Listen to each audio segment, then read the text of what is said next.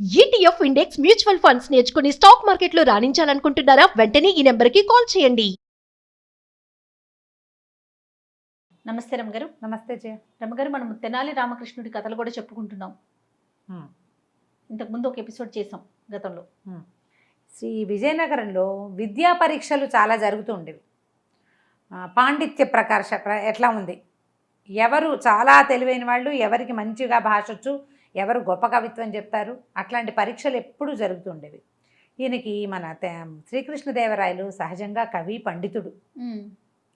ఆయన ఆముక్తమాల్యద మహాకావ్యాన్ని కూడా రచించారు కదా. ఆయన చాలా ఆసక్తి భాష పట్ల. రోజుకొక సమస్యాపూరణం పట్టుకొచ్చేవారు, ఆలోచిస్తూ ఉండేవారు. ఆలోచించటం, ఆ సమస్యని సభలో చెప్పటం, ఎవరు చెప్తే వాళ్ళకి బహుమతి, వాళ్ళు ప్రథముడు, వాళ్ళు సర్వోత్తముడు, వాళ్ళ మీద వీరికి ప్రీతి, అలాంటి జరుగుతూ ఉండేది. ఒకరోజు వచ్చారు, ఇట్లాగే భువన విజయం సభ తీర్చారు. ఈ కవులందరూ కూర్చున్నారు, పండిత గాయకులు వాళ్ళు వీళ్ళు చాలామంది చేరారు, ప్రజలు కూడా కొంతమంది వస్తూ ఉంటారు. ఈయన ఏమన్నారంటే, ఒక వాక్యం తయారు చేయాలి, ఈ వాక్యంలో 5 అక్షరాలే ఉండాలి, ఒక్కొక్క అక్షరము ఒక్కొక్క భాషకి చెందినదిగా ఉండాలి, ప్రతి అక్షరానికి ఒకే అర్థం, 5 అక్షరాలకి ఒకే అర్థం ఉండాలి, ఈ 5 అక్షరాల వాక్యానికి వేరే అర్థం రావాలి. ఇది ఎవరైనా తయారు చేసి చెప్పండి నాకు.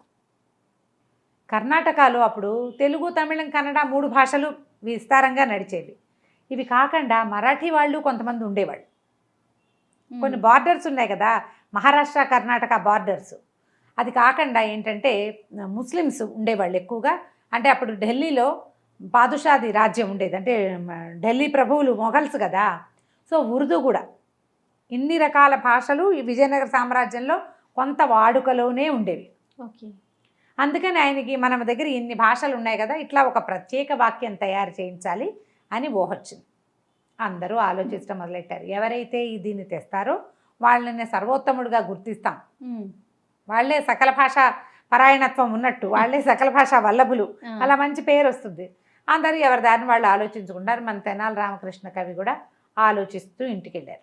ఆయనకి కొంచెం పశువుల శాల అవి ఉన్నాయి, ఇల్లు వాకిలి విస్తారంగా ఉంది, ఇంట్లో చుట్టాలు కూడా ఉన్నారు, వాళ్ళ బావమరుదులు వాళ్ళు వచ్చారు. అయితే వాళ్ళకి ఆ పెరట్లో ఉన్న ఆవుల్లో ఈయన మోపు మీద ఉన్నాయి, కొన్ని కనడానికి సిద్ధంగా ఉన్నాయన్నమాట. సరే, ఈయన ఏమనుకున్నాడు, ఆ కాలం నుండి రాజు ప్రభువు అలా తేడాలు ఉండేవి కదా, వీళ్ళు కొంచెం కాస్త సంపాదన ఉన్నప్పటికీ వాళ్ళ ఇళ్లలో పనులు వాళ్ళు చేసుకునే విధానం ఉంది, పాలేరు ఎవరు లేరు. అందుకని ఈయన ఏం చేశాడంటే పశువుల శాల దగ్గర మంచం వేసుకుని రాత్రి పడుకుని ఆలోచిస్తున్నాడు. ఏమిటి, ఏ భాషలో ఒకే ఒక అక్షరపు పదాలు, ఆ ప్రతి అక్షరానికి ఒకటే అర్థము, మళ్ళీ అవన్నీ కలిపితే ఇంకో అర్థం రావాలి. ఆలోచిస్తున్నాడు. కొంచెం బాగానుగా నిద్ర పట్టింది. అర్ధరాత్రి కొంచెం 3:30 అట్లా అయ్యేసరికి ఒక ఆవు ఈయన ఎందుకు సిద్ధపడింది. అది కొంచెం కేకలు పెడుతూ అరుస్తుంది కదా ఆవు. శబ్దం వినేసరికల్లా ఈయన కంగారు పడ్డాడు, చూశాడు ఆవు ఈయన మోపు మీద ఉన్నది. సరే, దానికి ఏదో కొంచెం సహాయం చేశాడు. అక్కడి నుంచి చూస్తే దూడను పెట్టేసింది ఆవు. దూడను వేసేసరికల్లా కేకలు పెట్టాడు, తలుపు తీయండి, ఆవు ఈనేసింది అని కేకేశాడు. కేకేసేసరికల్లా బావమరిది కిటికీ తలుపు తీశాడు. ఏ ఆవురా బావా అని అడిగాడు. ఏ ఆవు, ఇప్పుడు 2-3 ఉన్నాయి కదా ఈయన మోపు మీద, ఏ ఆవురా బావా అంటే ఈయన ఏమన్నాడు, కపిలగోవు ఈనిందిరా అని చెప్పాడు. అందరూ లేచొచ్చారు. ఆవుకి చేయవలసిన సేవాకాలాలన్నీ చేస్తారు. వేడి నీళ్ళు పోసి కడుగుతారు, విభూతి పట్టీలు బూడిదతోటి పట్టీలు గీస్తారు, తర్వాత ఈ దూడ గోళ్ళు గిల్లి ఆవుకు తినిపించేస్తారు, తర్వాత దూడ పొట్టకు ఒక గుడ్డ కడతారు. బోల్డ్ ఉంటాయి కార్యక్రమాలు. ఈ కార్యక్రమాలు అన్నీ అయినాయి. తెల్లవారు ఈ ప్రోగ్రాం ఎప్పుడైతే జరిగిందో అప్పటి నుంచి తెనాలి రామకృష్ణ కవి బుర్రలోకి ఒక కొత్త ఆలోచన వచ్చింది, ఉత్సాహం వచ్చేసింది. రేపు నేనే సర్వోత్తముడిని అయిపోతానని అర్థమైపోయింది ఆయనకి. సరే, హుషారుగా బయలుదేరాడు. అక్కడి నుంచి రాయలవారు భువన విజయం పెట్టారు. ఆ రోజు కూడా ఉంది సభ. అందరూ వెళ్ళేసరికల్లా ఎవరు చెప్తున్నారు, నేను అడిగిన సమస్యాపూరణం ఎవరైనా చేశారా, ఇంకా సమయం కావాలా అన్నాడు. సమయం ఎందుకు ప్రభు, నేనే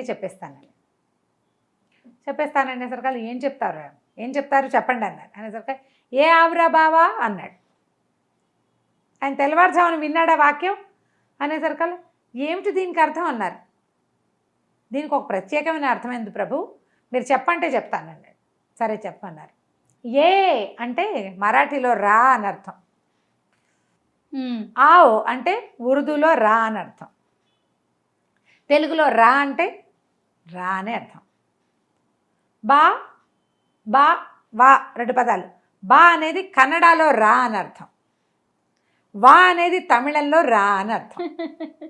మొత్తం వాక్యాల్లో ఉన్న 5 1 లెటర్ ఒక్క అక్షరంతో రమ్మని అర్థాన్ని సూచించే పదాలు అవి. ఒక్క అక్షరమే, ఏకాక్షర పదాలు ఉంటాయి కదా. రా అంటే అది పదం కాదా? పదమే. రమ్మన్న క్రియ అది. అవును అవును కదా. అక్కడి నుంచి దీన్ని మొత్తం కలిపితే వేరే అర్థం రావాలండి. ఏ ఆవురా బావా, ఏ ఆవు ఈనిందిరా బావా అని అడిగాడు. ఓకే. పర్ఫెక్ట్ అర్థం వచ్చేసిందా? సభ అంతా ఆశ్చర్యపోయారు.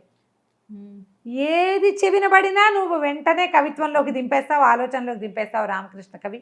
నీ కత్తికి 2 వైపులా పదనే, బుద్ధికి 2 వైపులా పదనే. రాజుగారు చాలా సంతోషించారు. ఒక వాక్యం వినపడితే దాన్ని వెంటనే ఆలోచించి మన ముందున్న సమస్యకి అప్లై చేసేసి సమాధానాన్ని తీసుకోవటం అనేది ఒక ప్రత్యేకమైన ప్రజ్ఞ. బుర్ర ఎప్పుడు యాక్టివ్గానే ఉండాలి. రామకృష్ణ కవికి అట్లా యాక్టివ్గా ఉండే బ్రెయిన్. సూపర్. ఈ ఏ ఆవురా బావాని గుర్తుపెట్టుకోండి. చాలా బాగుంది రమ్మగారు. ఆ తర్వాత భువన విజయంలో ఈయన అందరు శభాష్ అన్నారు. ఈయనే చాలా సర్వోత్తముడైనటువంటి భాషావేత్తగా ఈయన బాగా మెచ్చుకొని కొనియాడారు. దానివల్లే ఈయనకి శ్రీకృష్ణదేవరాయలకి అత్యంత ప్రీతి తెనాలి రామకృష్ణ కవి అంటే. మనం కూడా అవ్వచ్చు. ఎప్పుడూ బుర్ర యాక్టివ్గానే ఉండాలి, షార్ప్గా ఉండి. యాక్టివ్గా ఉంటే షార్ప్ అవుతుంది. రైట్ రమ్మగారు, నమస్తే. నమస్తే జయ.